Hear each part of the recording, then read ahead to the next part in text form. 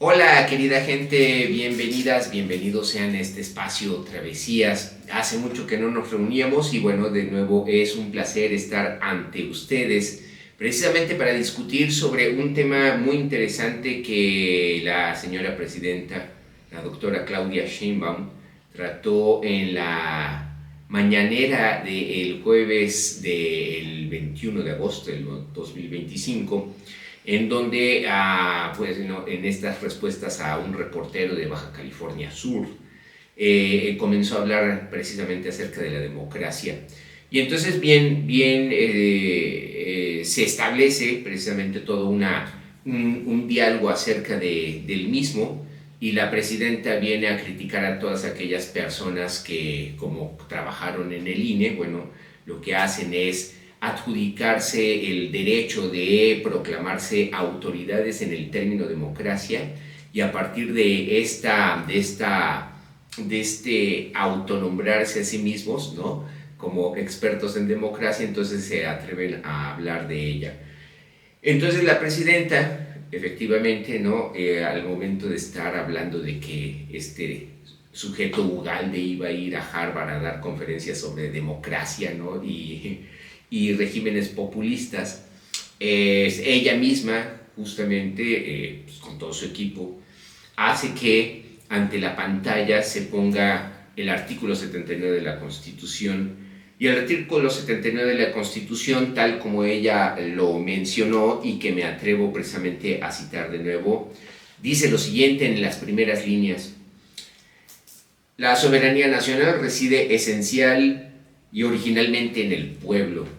Artículo 39 de la Constitución Política de los Estados Unidos Mexicanos, derivada de esa revolución que se llevó a cabo entre 1910 y 1917, precisamente con el consabido coletazo hasta el 1920. Y bueno, esta definición precisamente de la democracia que viene consagrada en nuestra Carta Magna, pues es la que va a servir de pie para nuestra plática de hoy, porque precisamente la presidenta en ese momento mencionó que había expertos, ¿no?, y doctores, pero no todos los doctores expertos en democracia eran como lo suficientemente aptos para hablar de ella, sino que habemos otras personas que no somos doctores, pero que sí somos expertos en democracia. He ahí que precisamente estoy ante ustedes en este momento para platicar precisamente de este concepto tan importante. ¿Por qué hablar de los conceptos? Porque muchas veces nosotros, al hablar de los conceptos, pensamos que estamos hablando fehacientemente de lo que estamos mencionando, sin realmente conocer cuál es el trasfondo de un concepto que en un momento dado manejamos en nuestra cotidianidad. Uno de esos conceptos que se manejan mucho, obviamente, dentro de los medios masivos de comunicación, dentro de las redes sociales, dentro de los periódicos y en los ambientes académicos, en el café, en el camión, es precisamente el término democracia, porque México es un país democrático. Y entonces, bueno, podemos escuchar definiciones que se dicen por parte de algunas especialistas en noticias, ¿no?, en la cual hablan de la difícil democracia mexicana, o de esta democracia mexicana que tiene mecanismos muy complejos finalmente, ¿no?, para que se pueda accionar. Sin embargo, la esencia de la democracia radica precisamente en el hecho consagrado precisamente por el artículo 39 de la Constitución. Y esto viene de un largo proceso histórico en el cual precisamente este derecho que se manifiesta en el momento en el que un momento determinado, y gracias precisamente a las propias condiciones dictadas por los reglamentos y por los lineamientos constitucionales, ¿no?, y legales derivados, pues entonces se llevan a cabo las fiestas democráticas en donde se llevan a cabo las elecciones. Eso es propio de un régimen democrático. Y entonces, bueno, a partir de ese momento nuclear y medular de la democracia, que es el hecho de votar en el momento en el que precisamente se tiene que votar, es ahí donde radica la fuerza fundamental del hecho de que el pueblo puede elegir a sus autoridades. Pero todo esto arranca precisamente del hecho de que la soberanía es del pueblo, ¿no? Y entonces, para poder entender el término democracia, tenemos que entender el término soberanía y de dónde viene. Este artículo y la definición de él pueden venir precisamente del contrato social de Jean-Jacques Rousseau, quien, si se viera, ¿no?, en este momento resucitado y viera que en una constitución de un país moderno, uno de sus ideales, que está trabajado en el contrato social, está constituido precisamente como ley fundamental de una nación, se sentiría, yo creo que, muy orgulloso y muy contento. Pues tal es el fondo precisamente en el cual descansa la democracia moderna. La democracia moderna arranca de la construcción propia, también de la conciencia burguesa, en contra de los regímenes autoritarios provenientes desde la época feudal, ¿no?, en la cual la autoridad se dirimía precisamente porque el rey tenía un derecho divino para ejercer la soberanía. Rousseau, en el contrato social, una de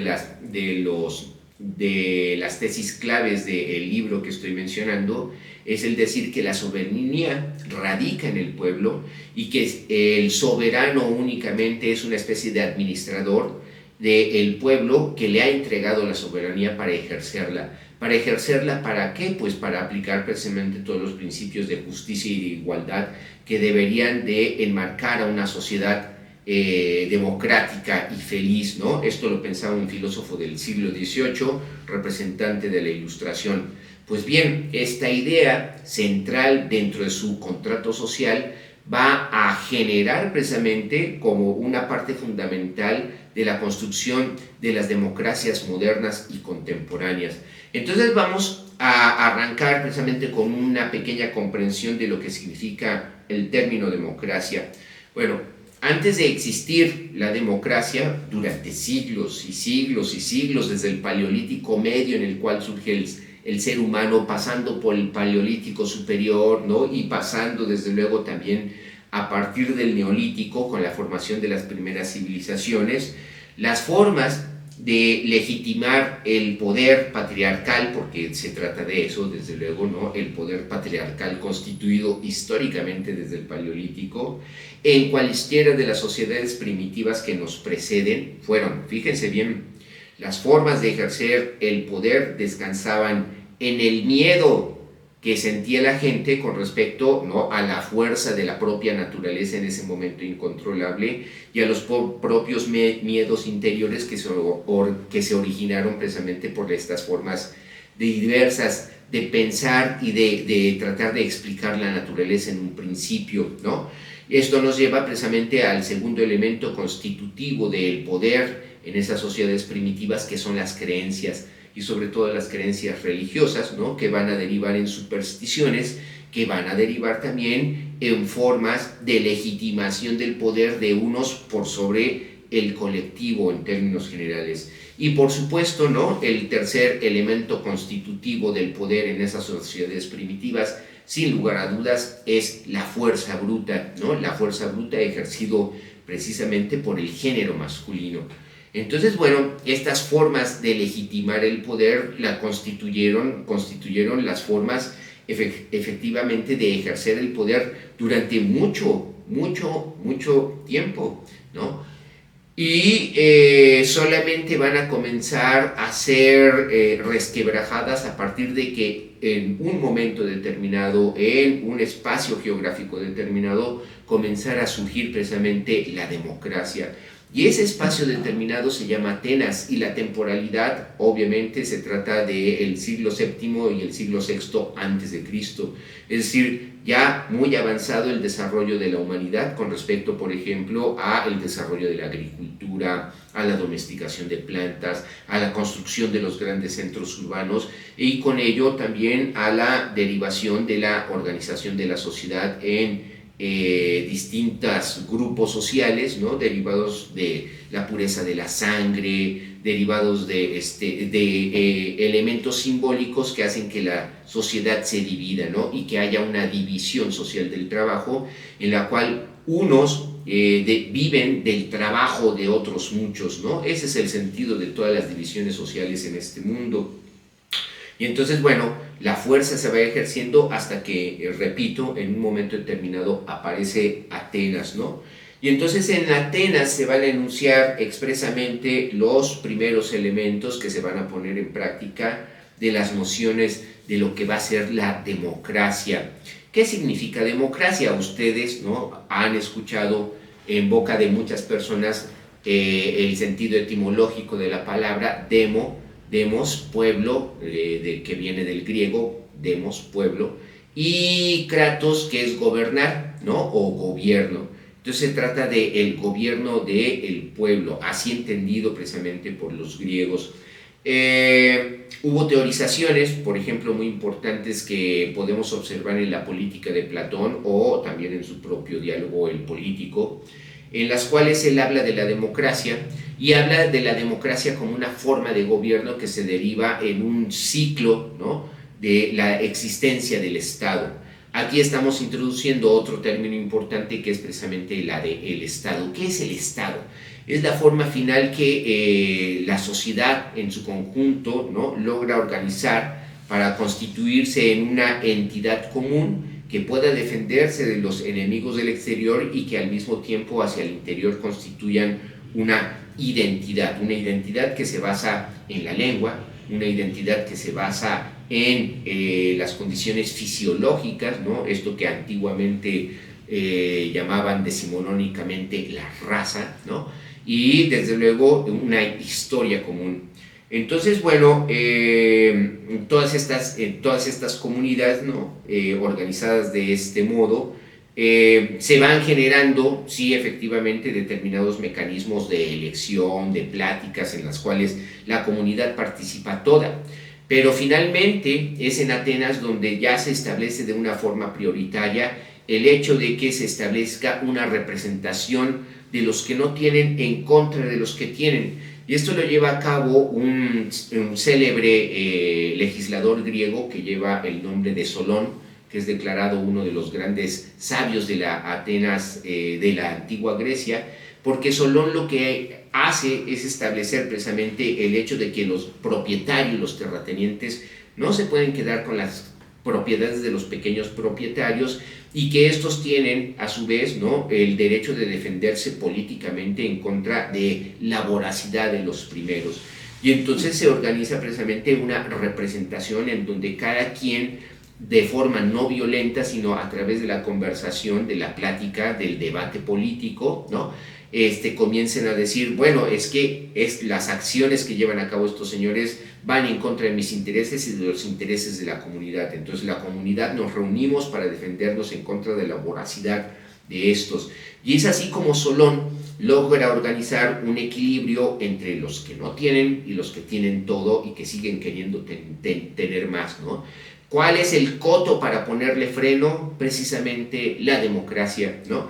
Y entonces Solón es el que crea estos primeros principios en los cuales el elemento del cual el pueblo, ¿no?, efectivamente logra tomar la palabra y a través de la palabra tomar una decisión política es un adelanto griego.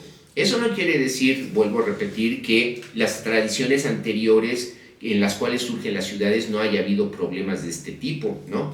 En el poema de Gilgamesh podemos leer, por ejemplo, que hay un pleito entre Enkidu, el ayudante de siempre de Gilgamesh, y Gilgamesh, que en un momento dado se convierte en un teócrata espantoso, y Enlil toma Enkidu, toma la defensa del pueblo en contra de que se ha comportado como un tirano. Y estamos hablando del poema de Gilgamesh, que fue escrito a lo menos 3000 años antes de Cristo, ¿no? Aquí, cuando estamos hablando de Solón de Atenas, ya estamos hablando del siglo VI antes de Cristo, con el establecimiento de las bases de la democracia griega.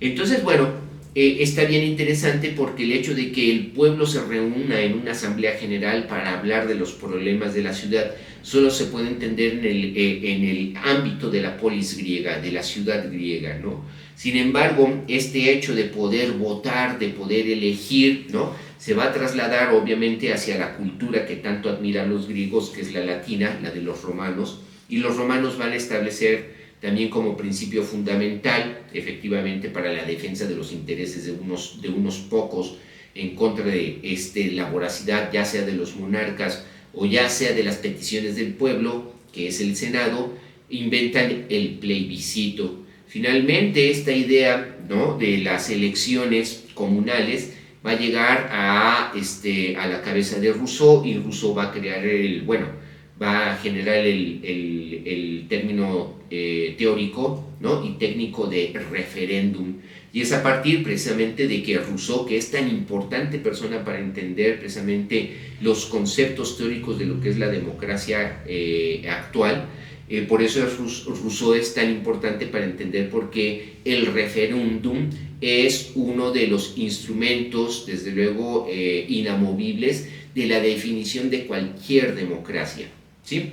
Bien, en este sentido estamos viendo que el término democracia no es una invención ni egipcia, ni asiria, ni babilónica, ni persa, ni china, ni japonesa, ni india, ni inca, ni mexica, ni nada por el estilo, ¿no? Es una noción que viene efectivamente de Atenas. Y entonces esta noción va a constituir el núcleo precisamente de una idea igualitaria que se constituye en Occidente. El término democracia y la idea de democracia es un término eminentemente occidental, ¿no? Y esto está interesante porque, bueno, esto le da la pertinencia de entender de lo que nosotros estamos viviendo bajo un régimen creado precisamente por la lógica racional política de Occidente, ¿no?, que seguimos marcando como la mejor, sin lugar a dudas, ¿no? Entonces,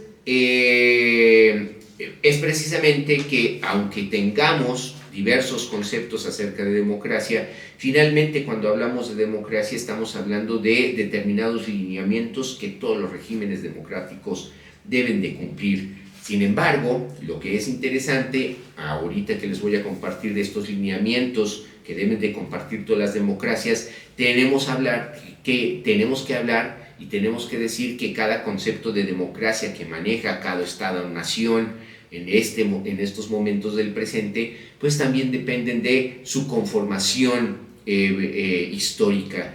Y entonces la definición de democracia que se maneja precisamente en nuestro país, ¿no?, nosotros en nuestro queridísimo México, es una definición que arranca de un proceso social muy doloroso, ¿no?, y que va a constituir un cambio fundamental en determinadas estructuras sociales, ¿no?, de este país. Y ese proceso es la Revolución Mexicana. La Revolución Mexicana que se va a plasmar, cuyos principios se van a plasmar, ¿no?, básicamente, que no todos, en la Constitución de 1917, va a dar pie precisamente para que surja esta democracia mexicana a partir de un proceso histórico propio. Es decir, no tenemos que entender que el término democracia depende de la historia estadounidense, ni de la historia francesa, ni nada por el estilo. Provienen los elementos teóricos tanto de una como de otra. Sin embargo, la constitución de nuestro concepto de democracia es únicamente derivado de nuestra propia historia. Bueno, entonces en este sentido vamos a compartir precisamente ante ustedes cuáles son los elementos primordiales que debe de tener toda democracia, ¿no? Más allá de las diferencias, me permito leerles esto que es del Diccionario de Movimientos del siglo XX. El texto dice lo siguiente: más allá de las diferencias, existen características mínimas y esenciales de este sistema. El imperio de la ley, a la cual se subordinan gobernados y gobernantes, lo cual, check, ¿no?, para nuestro país justamente.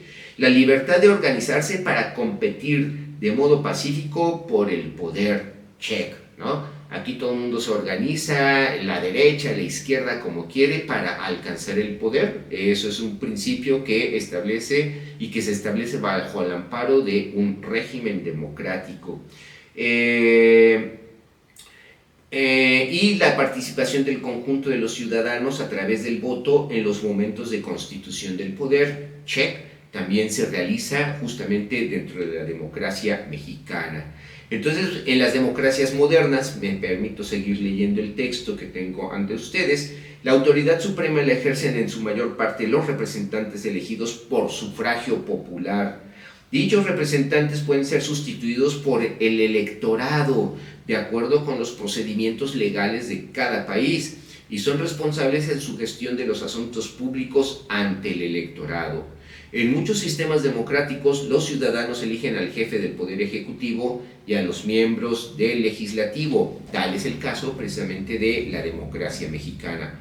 Entonces, cualquier persona que diga que aquí se está viviendo una especie de dictadura o algo así por el estilo, no solamente en sus sueños, ¿no? En sus sueños húmedos o en sus, pero chaquetas mentales se podría decir semejante cosa. Que la democracia mexicana es compleja, sí lo es, pero de que es una democracia 100%, de que se trata de una democracia porque está amparada bajo un artículo de la Constitución que es el 39.